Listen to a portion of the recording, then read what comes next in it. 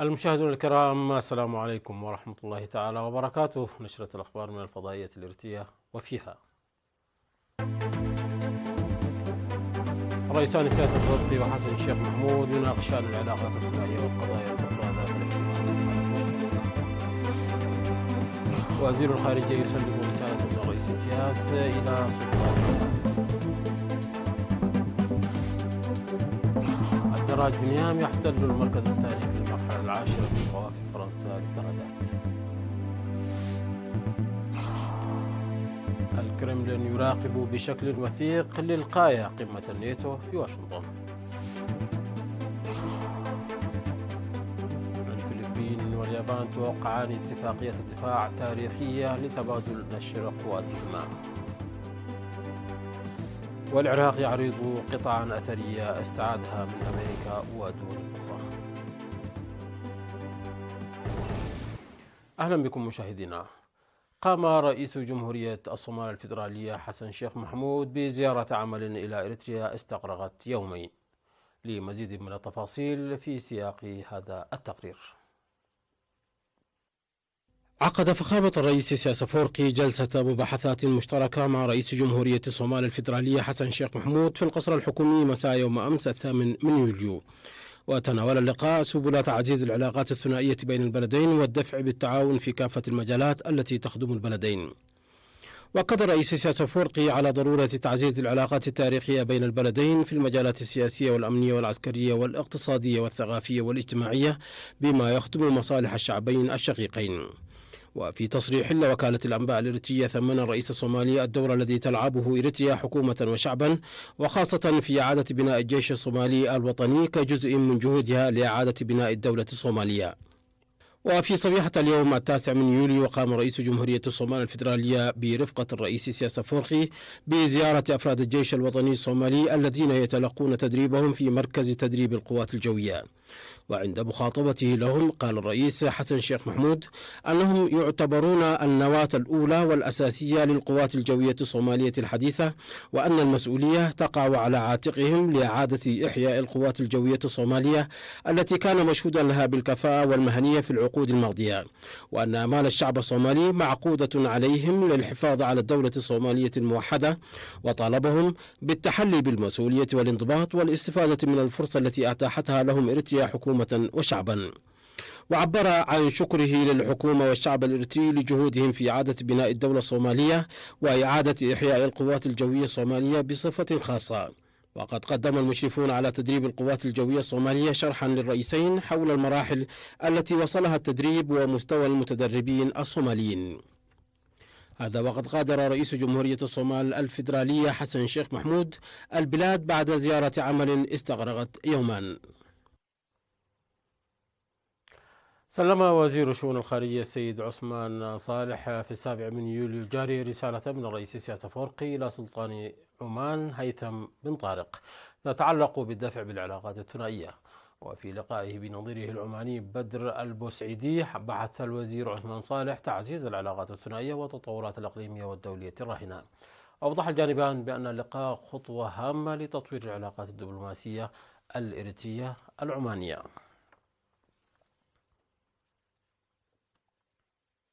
عقد فرع الاتحاد الوطني للمرأة في إقليم عنسبة اجتماعا في 4 يوليو الجاري في مدينة كرن لتقييم تنفيذ خطط العمل الاستراتيجية الخمسية الممتدة من عام 2018 وحتى 2023 لتطوير المرأة اجتماعيا واقتصاديا وسياسيا وثقافيا وتنمويا. وقدم في الاجتماع الذي شاركت فيه الجهات الشريكة تقرير مصحوب بالأرقام عن البرامج المنفذة ونتائجها وتحدياتها. ودعت رئيسة الاتحاد الوطني للمرأة السيدة تخاة أسفا ميكيل في الاجتماع كافة قطاعات المجتمع للوقوف إلى جانب المرأة ومساعدتها لرفع إنتاجيتها. وأكدت تسجيل النمو بنسبة 7.5% في التنظيم السياسي للمرأة، مناشدة المرأة إلى تعزيز تنظيمها والمنافسة أكاديميا ومهنيا لتحسين حياتها المعيشية ورفع الإنتاجية. وقال المدير العام لقسم الخدمات الاجتماعية ورئيس لجنة تنمية المرأة في إقليم عنسبة العقيد تسفاطيون جرماي أن ضمان التنمية الشاملة للمرأة لا يمكن تحقيقه بسهولة وفي فترة زمنية قصيرة، لأنه يمثل مواجهة لتحديات تراكمية. وقدم المشاركون في الختام توصيات ومقترحات بضرورة القيام بالمراقبة الجادة في التعليم والعمل على القضاء على زواج القاصرات وتحديد أسباب التقيب عن التعليم وإيجاد الحلول لها.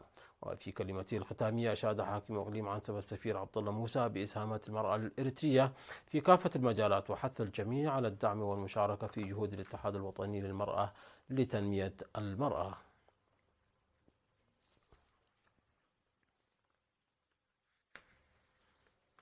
يتم تنفيذ حملات نفير واسعة وفعالة للحفاظ على البيئة والتربة في مديرية أفعبت بمشاركة أفراد قوات الدفاع.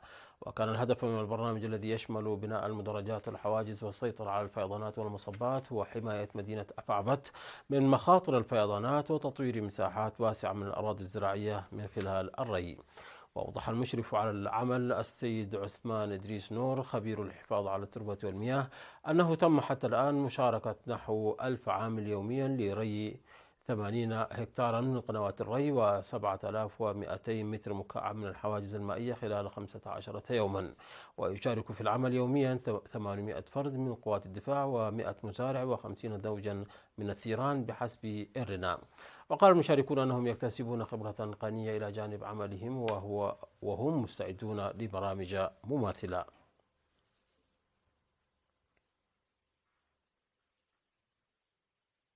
قام أكثر من 200 طالب أعضاء في منظمات الاتحاد الوطني للشباب والطلبة بجولة في المواقع التنموية بجنوب دنكاليا.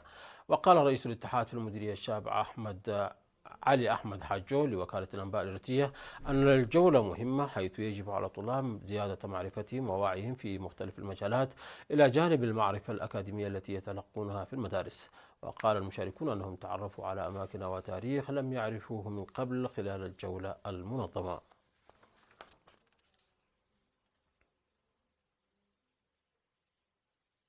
تبرع أعضاء شركة ساوى للبناء والتعمير ب80 كيس دم في 9 يوليو الجاري لتنمية محتويات بنك الدم الوطني. وقال الممرض عقبة ميكيل يوهانس رئيس قسم جمع الدم ببنك الدم الوطني أنه خلال فصل الصيف ومع إغلاق المدارس والكليات سيتم إجراء حملات لجمع الدم في الوزارات. وأشاد بأعضاء شركة ساوى للبناء والتعمير على مبادرتهم. وأوضح المدير الطبي لبنك الدم الوطني الدكتور يوهانس تاخستي أن عدد المتبرعين ارتفع من 6000 في النصف الأول من العام الماضي إلى 8000 هذا العام. وقال أنه لا يوجد نقص في كميات الدم التي تتبرع بها المؤسسات الحكومية بشكل عام والشركات بشكل خاص خلال أشهر الشتاء. من جانبهم أدرك المتبرعون أهمية التبرع بالدم وأبدوا استعدادهم لمواصلة التبرع الجماعي بالدم في المستقبل لتحقيق أهداف بنك الدم والجمعية الوطنية للمتبرعين بالدم الطوعي. ويشارك أعضاء قوات الدفاع الإريترية أيضا في برامج التبرع بالدم بشكل منتظم إلى جانب برامج البناء والتصدي. احتل الدراج الإريتري بنيام قرماية المحترف في صفوف نادي انترمار شوانتي البلجيكي اليوم المركز الثاني في المرحلة العاشرة من طوافي فرنسا للدراجات. واحتل بنيام المركز الثاني بزمن قدره 4 ساعات و20 دقيقة و6 ثواني. وأكمل السباق النهائي الممتد إلى 187.3 كيلومتر بمتوسط سرعة بلغ 43.2 كيلومتر في الساعة وحصد 30 نقطة. كما احتل بنيام المركز الرابع في سباق السرعة القصوى المنتظمة بين السباقات مسجلا 13 نقطة. وقد سجل الدراج بنيام 267 نقطة في 10 مراحل ليحتفظ بقميصه الأخضر الذي ارتداه في المرحلة الخامسة. ويحتل البلجيكي جاسبر 90 نقطة، فيما يحتل يوناس أبراهامسن المركز الثالث برصيد 107 نقاط. في الوقت نفسه احتل الدراج الإريتري المحترف في صفوف نادي ستانا هينوك مولو برهان المركز الثاني في المرحلة الثالثة من جولة طوافي كينجاي في 9 يوليو الجاري. وبهذه النتيجة يتصدر أمانويل السباق بزمن قدره 10 ساعات و7 دقائق و11 ثانية، يليه هينوك بفارق 12 ثانية. وانتزع هينوك الذي قضى عطلته في وطنه قميص الأسد المتسلق بفارق 16 نقطة عن الإسباني ماريو أباراتيو. يذكر أن الدراج هينوك كان قد فاز بهذا السباق العام الماضي.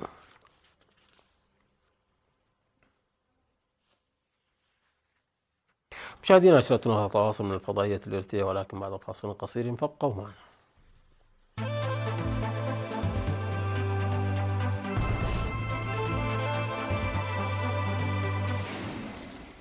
أهلا بكم مجددا.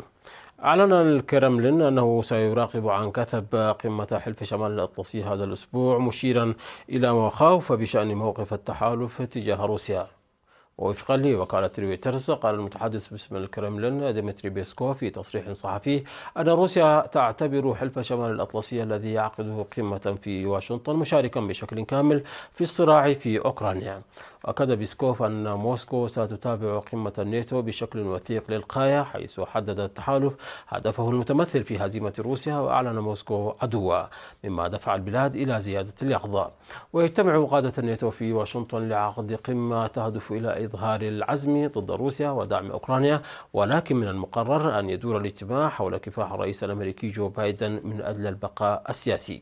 وبينما يتصارعون مع حقل ألقاب السياسة الأمريكية، سيتعين على قادة الناتو إظهار أنهم لم يصرفوا انتباههم عن واقع ساحة المعركة في أوكرانيا.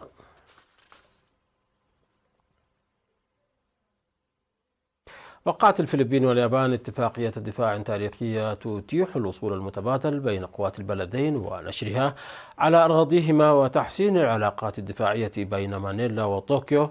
وأفادت صحيفة فلبينية أن الاتفاقية وقعها في العاصمة الفلبينية مانيلا وزير الدفاع الفلبيني جيلبرت تيودورو ووزير الخارجية الياباني يوكيو كاميكاوا في حفل شهده الرئيس الفلبيني فرديناند ماركوس.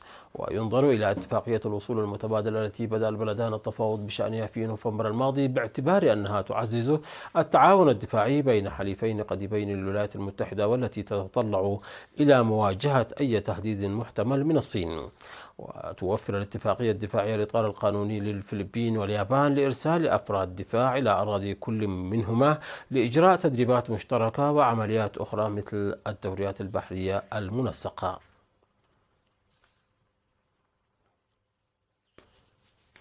عرض العراق عدة قطع أثرية قال إن الولايات المتحدة والدول الأخرى أعادتها بعد فترة طويلة من نهبها وتهريبها في أعقاب الغزو الذي قادته الولايات المتحدة في 2003. وتحاول السلطات العراقية استعادة آلاف القطع الأثرية المفقودة منذ الغزو، والذي أعقبه عمليات نهب واسعة في البلد. وسلم وزير الخارجية فؤاد حسين القطعة التي استعادتها العراق مؤخرا إلى وزير الثقافة والسياحة والآثار أحمد البدراني خلال احتفالية في العاصمة بغداد. وأوضح الوزير أن سويسرا واليابان ستعيدان المزيد من المجموعات الأثرية النادرة خلال الشهر الجاري. أطلقت تركيا القمر الصناعي تركستان 6A، وهو أول قمر صناعي للاتصالات محلي الصنع أطلقته إلى مداره في خطوة قالت أنقرة أنها ستوسع تغطية الأقمار الصناعية للبلاد وتلبي احتياجات البث التلفزيوني. وحمل صاروخ من طراز فالكون 9 من صنع شركة سبيس اكس القمر الصناعي إلى الفضاء من منصة إطلاق سبيس لونشن كومبلكس 40 بقاعدة كيب كانافيرال للقوات الفضائية في ولاية فلوريدا الأمريكية. وقال الرئيس التركي رجب طيب أردوغان أن الإطلاق سيمثل استهلالا لمرحلة جديدة لأنقرة في إنتاج الأقمار الصناعية. وأضاف: لقد أنتجنا في تركيا أكثر من 81% من الأنظمة الفرعية والمحطات الأرضية للأقمار الصناعية والبرمجيات ضمن المشروع 6A، والذي يمثل أهمية كبرى لمستقبل بلادنا في الفضاء وبالموارد الوطنية. وسبق أن أطلقت تركيا أقمارا صناعية باستخدام صواريخ من شركة سبيس اكس أيضا.